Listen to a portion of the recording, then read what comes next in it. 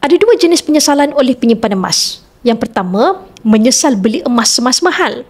Dan yang kedua, menyesal bila tidak beli banyak dulu bila lihat harga emas naik sekarang. Dan penyesalan ini akan sentiasa berulang.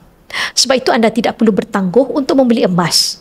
Walaupun harga emas sudah mencecah all-time high pada RM461 per gram hari ini, anda tidak perlu menjadikan ia sebab untuk anda tidak membeli emas. Kerana sejarah harga emas menunjukkan, kenaikan harga emas akan sentiasa berlaku selagi wang fiat dicetak tanpa bersandarkan emas. Bagi yang menabung emas, teruskan konsisten menabung. Kerana penyesalan membeli emas pada harga yang tinggi akan berakhir dengan senyuman apabila anda melihat harga emas 1 hingga 2 tahun akan datang. Emas ini tidak merugikan anda.